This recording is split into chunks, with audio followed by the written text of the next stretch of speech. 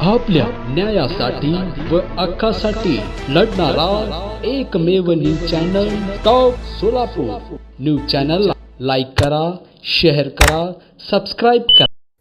नंदेश्वर तालुका मंगळवेढा येथील 10वीच्या परीक्षा केंद्रावर 20 फेब्रुवारी रोजी झालेल्या मराठी विषयाच्या परीक्षेत तब्बल 10 बोगस विद्यार्थी परीक्षा देत असल्याचा प्रकार समोर आला असून या प्रसंगी 20 जणांवर मंगळवेढा पोलीस ठाण्यात गुन्हा दाखल करण्यात आला आहे।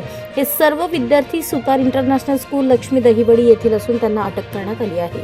या बोगस विद्यार्थ्यांच्या प्रकरणात लक्ष्मी दहिवडी येथील शाळाच केंद्रस्थानी असल्याचे स्पष्ट झाले असून त्यामुळे सर्वत्र खळबळ उडाली आहे।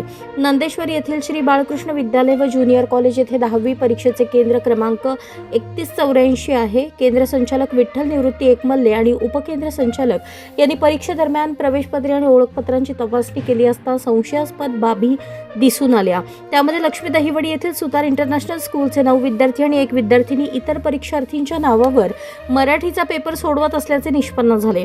मूळ परीक्षार्थी नंदेश्वर केंद्रावर अनुपस्थित असताना त्यांच्या जागी दुसऱ्यांनाच बसवण्यात आल्याने हा प्रकार सुनियोजित असल्याचा संशय गडद झाला आहे। पकडण्यात आलेल्या सर्व बोगस विद्यार्थ्यांवर माध्यमिक व उच्च माध्यमिक शालांत परीक्षा मंडळाच्या नियमानुसार कठोर कारवाई करण्यात आली आहे। त्यासोबतच संबंधित मूळ परीक्षार्थी, शाळा प्रशासन आणि या गैरप्रकारामागील सूत्रधारांची चौकशी होणार आहे। या संपूर्ण प्रकरणाची माहिती मंगळवेढा पोलीस स्टेशन येथे देण्यात आली आहे। पुढील तपासाची दिशा आता लक्ष्मी दहिवडीतील शाळेकडे वळली आहे।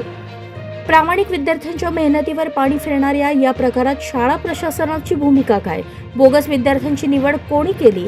आर्थिक व्यवहार झाले का? असे अनेक जळजळीत प्रश्न उपस्थित झाले आहेत। दोषींवर कठोर कारवाईची मागणी जोर धरत आहे।